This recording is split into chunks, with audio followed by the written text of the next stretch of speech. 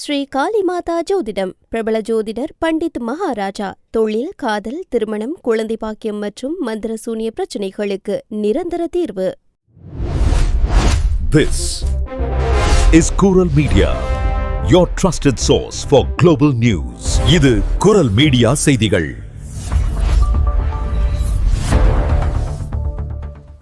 இது குரல் மீடியாவின் இன்றைய பிரதான செய்திகள். செய்திகளை வாசிக்கும் நான் கோகுலநாதன் தமிழினி. முதலில் தலைப்புச் செய்திகள். இரவு விருந்து நிகழ்வின் போது அமெரிக்க அதிபர் டொனால்டு டிரம்ப் மீது துப்பாக்கிச் சூடு. பிரான்ஸ் அதிபர் மக்ரோன் கடும் கண்டனம். பிரான்சில் படிப்படியான ஓய்வு திட்ட பயனாளிகளுக்கு முக்கிய அறிவிப்பு.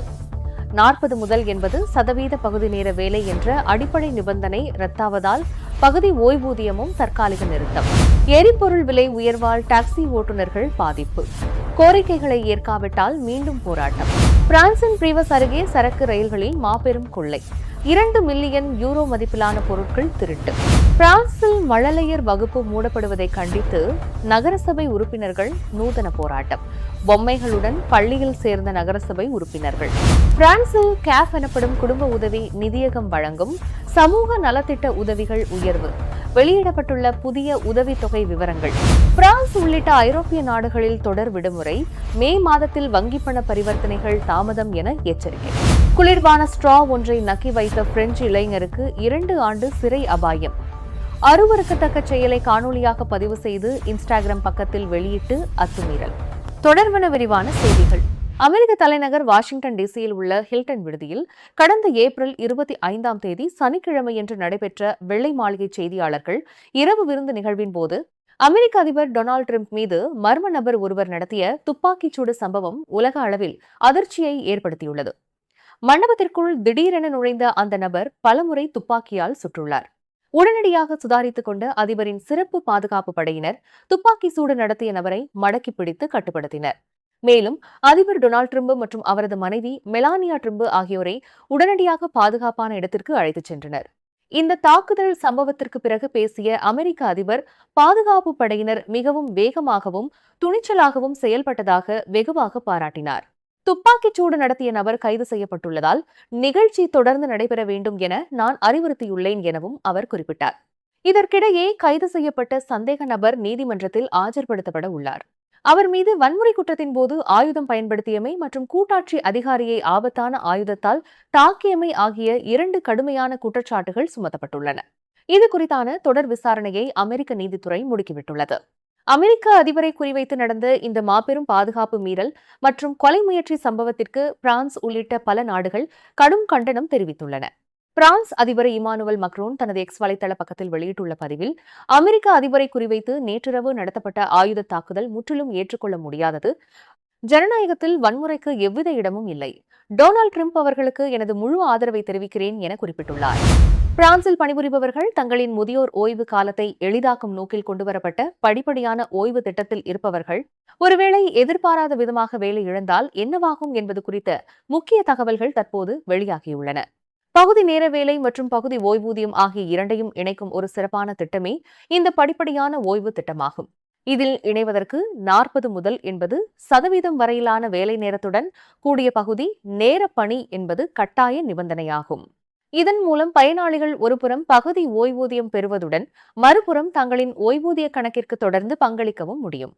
ஆனால் பணி நீக்கம், ஒப்பந்த முடிவு அல்லது பரஸ்பர ஒப்பந்த முறிவு என எக்காரணம் கொண்டு வேலை இழப்பு ஏற்பட்டாலும் இந்த அடிப்படை நிபந்தனை பூர்த்தியாகாததால் உங்களின் படிப்படியான ஓய்வு திட்டம் தானாகவே நிறுத்தப்படும் என தெரிவிக்கப்பட்டுள்ளது. வேலை இழந்தவர்கள் அதற்கான தகுதிகளை முழுமையாக பூர்த்தி செய்யும் பட்சத்தில் வேலை இழப்பு நிவாரணமான ARE பெற முடியும். எனினும் நீங்கள் ஏற்கனவே பகுதி ஓய்வூதியம் பெறுபவர் என்பதால் அதனுடன் வேலை இழப்பு நிவாரணத்தை இணைப்பது குறித்த விதிகள் ஒவ்வொருவரின் தனிப்பட்ட ஆவணங்களை பொறுத்து மாறுபடும். வேலை இழந்த நபர் மீண்டும் இந்த படிப்படியான ஓய்வு திட்டத்தை பெற விரும்பினால் 40 முதல் 80% வேலை நேரத்துடன் புதிய பகுதி நேர பணியை தொடங்கி ஓய்வூதிய நிதியத்திடம் புதிதாக விண்ணப்பிக்க வேண்டும். ஒருவேளை நீங்கள் சட்டப்பூர்வமாக ஓய்வு பெறும் வயதினை நெருங்கி தேவையான காலாண்டுகளை கொண்டிருந்தால் நேரடியாக முழு ஓய்வூதிய திட்டத்திற்கு செல்ல முடியும். அவ்வாறு செல்லும் போது உங்களின் படிப்படியான ஓய்வு காலத்தில் செய்த வேலை மற்றும் பங்களித்த காலாண்டுகள் ஆகியவை இறுதி ஓய்வூதியத்தில் முறையாக கணக்கில் கொள்ளப்படும். வேலை நிறுத்தப்பட்டவுடன் ஓய்வூதிய கணக்கில் புதிய காலாண்டுகள் சேராது என்றாலும் வேலை இழப்பு நிவாரணம் பெறும் காலத்தில் சில காலாண்டுகள் உங்களின் கணக்கில் சேர்த்துக் கொள்ளப்படும் என்பது குறிப்பிடத்தக்கது. மத்திய கிழக்கில் நடைபெற்று வரும் போரின் காரணமாக எரிபொருள் விலை கடுமையாக உயர்ந்துள்ளதால் பிரான்சில் டாக்ஸி ஓட்டுநர்கள் பெரும் பாதிப்பிற்கு உள்ளாகியுள்ளனர். இந்த பிரச்சினை குறித்து பேச்சுவார்த்தை நடத்த அவர்கள் போக்குவரத்து அமைச்சகத்தை சந்திக்க உள்ளனர். தங்கள் கோரிக்கைகளை அரசு முறையாக கவனிக்கவில்லை என தேசிய டாக்ஸி கூட்டமைப்பு குற்றம் சாட்டியுள்ளது. கடந்த 2 வாரங்களுக்கு முன்பு நடைபெற்ற சந்திப்பு எவ்வித தீர்வையும் அளிக்கவில்லை என்றும் அரசுக்கு கூடுதல் செலவு வரக்கூடாது என்பதே அந்த பேச்சுவார்த்தையில் முக்கியமாக பேசப்பட்டதாகவும் கூட்டமைப்பு அதிருப்தி தெரிவித்துள்ளது. இதனால் எரிபொருள் விலையை ஒரு லிட்டருக்கு 1 யூரோவாக கட்டுப்படுத்த வேண்டும் என அவர்கள் திட்டவட்டமான கோரிக்கையை முன்வைத்துள்ளனர். மேலும் எரிபொருள் வரியை வருடத்திற்கு ஒருமுறை திருப்பி செலுத்துவதற்கு பதிலாக 3 மாதங்களுக்கு ஒருமுறை திருப்பி செலுத்த வேண்டும் எனவும் அவர்கள் அரசுக்கு கோரிக்கை வைத்துள்ளனர். விலை மாற்றங்களை சமாளிக்க காப்பீட்டு முறைமையை கொண்டுவர வேண்டும் என்றும் சிஇஇ வரியை தற்காலிகமாக நிறுத்த வேண்டும் என்றும் அவர்கள் வலியுறுத்தியுள்ளனர். தங்களின் பிரச்சினையின் தீவிரத்தை அரசு இன்னமும் உணரவில்லை என்று தெரிவித்துள்ள டாக்ஸி கூட்டமைப்பு பல நிறுவனங்கள் ஏற்கனவே கடும் பொருளாதார நெருக்கடியில் சிக்கியுள்ளதாக கவலை தெரிவித்துள்ளது. இந்த கோரிக்கைகள் உடனடியாக ஏற்கப்படாவிட்டால் டாக்ஸி ஓட்டுநர்கள் மீண்டும் நாடு தழுவிய மாபெரும் போராட்டங்களில் ஈடுபட வேண்டிய நிலை உருவாகும் என அரசுக்கு கடும் எச்சரிக்கை விடுக்கப்பட்டுள்ளது. பிரான்சின் ஆர்டிஷ் மாவட்டத்தில் உள்ள பிரீவஸ் அருகே சரக்கு ரயில்களில் கொண்டு செல்லப்பட்ட 2 மில்லியன் யூரோக்கள் மதிப்பிலான மின்னணு பொருட்களை திருடிய கும்பலைச் சேர்ந்த 8 பேர் அதிரடியாக கைது செய்யப்பட்டுள்ளனர். இன்று ஏப்ரல் 28 செவ்வாய்க்கிழமை பிரிவஸ் அரசு வழக்கறிஞர் அலுவலகம் இந்த தகவலை அதிகாரப்பூர்வமாக உறுதிப்படுத்தியுள்ளது. கடந்த 2025 ஆண்டு முதல் 2026 ஆண்டு வரையிலான காலகட்டத்தில் இந்த கும்பல் சுமார் 32 திருட்டுகளை அரங்கேற்றியுள்ளதாக அரசு வழக்கறிஞர் செலின் நைனானி வெளியிட்டுள்ள செய்திக்குறிப்பில் தெரிவிக்கப்பட்டுள்ளது.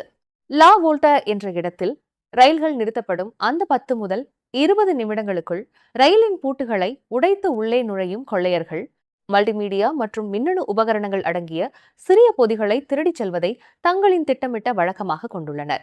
இது தொடர்பாக காவல்துறையினர் நடத்திய தீவிர தேடுதல் வேட்டையில் 30 முதல் 45 வயதுக்குட்பட்ட 8 பேர் அவர்களின் வீடுகளில் வைத்து கைது செய்யப்பட்டனர்.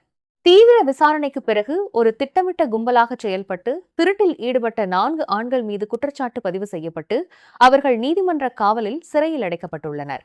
மேலும் திருடப்பட்ட பொருட்களை மறைத்து வைத்த குற்றத்திற்காக ஒரு பெண் மீது வழக்கு தொடரப்பட்டு அவர் நீதிமன்ற கண்காணிப்பில் வைக்கப்பட்டுள்ளார்.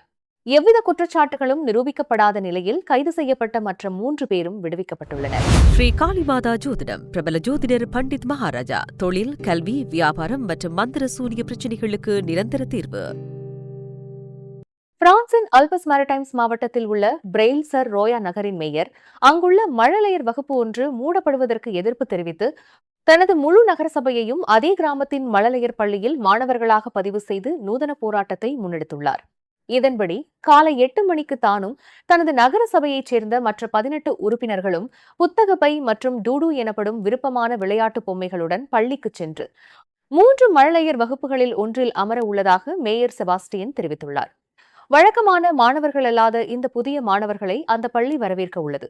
50 குழந்தைகளை 2 வகுப்புகளில் மட்டும் ஒன்றாகச் சேர்த்தால் என்ன மாதிரியான நெருக்கடி ஏற்படும் என்பதை அதிகாரிகளுக்கு செயல்முறையில் காட்டுவதே தங்களின் முக்கிய நோக்கம் என மேயர் குறிப்பிட்டுள்ளார்.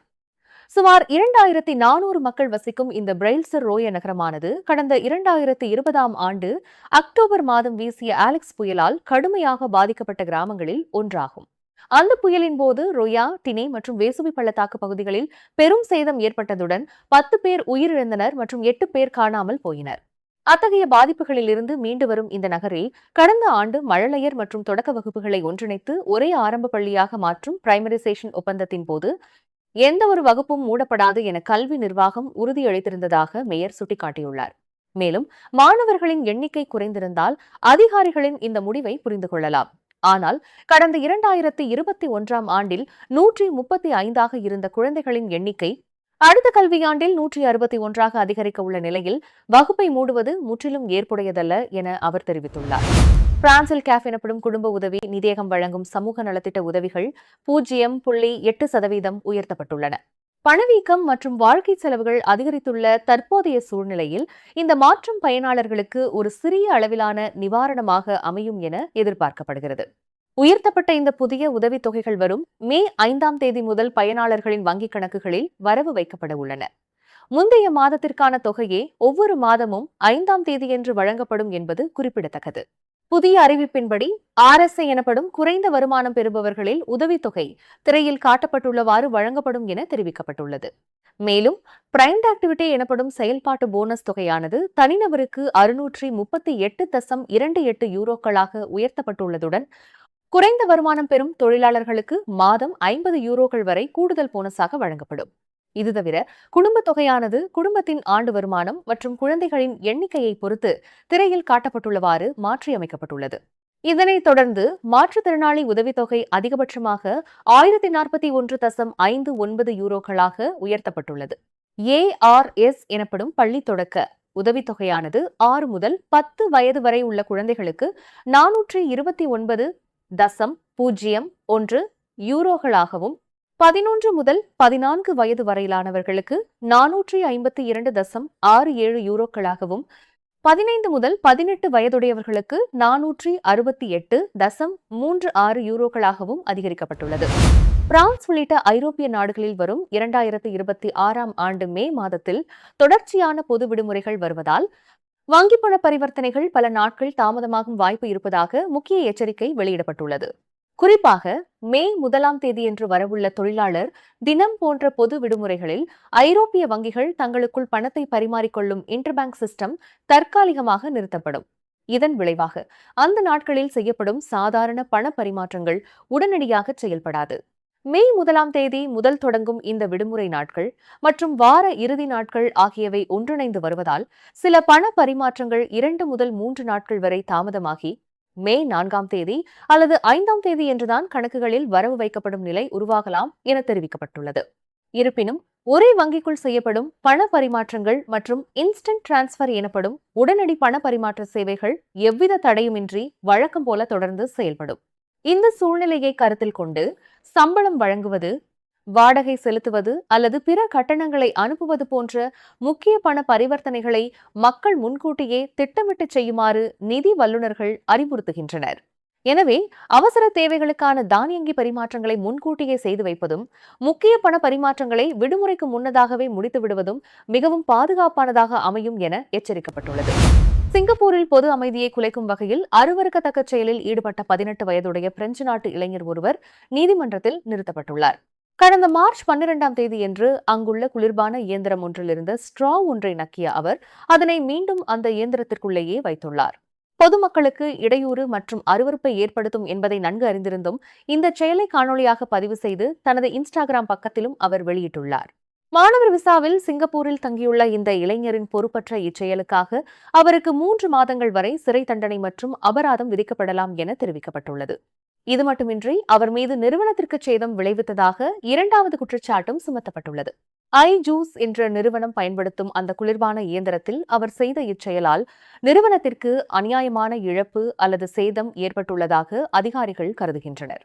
சுகாதார நலன் கருதி அந்த நிறுவனம் இயந்திரத்திலிருந்த சுமார் 500 ஸ்ட்ரா உடனடியாக மாற்ற வேண்டிய கட்டாயத்திற்கு தள்ளப்பட்டது. இந்த குற்றத்திற்காக அவருக்கு 2 ஆண்டுகள் வரை சிறை தண்டனை மற்றும் கூடுதல் அபராதம் விதிக்கப்பட வாய்ப்புள்ளது. இந்நிலையில் குறித்த வழக்கு வரும் மே 22ஆம் தேதியன்று நீதிமன்றத்தில் விசாரணைக்கு வரவுள்ளது. நீங்கள் இதுவரை கேட்டது குரல் மீடியாவின் பிரதான செய்திகள். மேலும் இதுபோன்ற செய்திகளை அறிய குரல் மீடியாவை சப்ஸ்கிரைப் செய்யுங்கள்.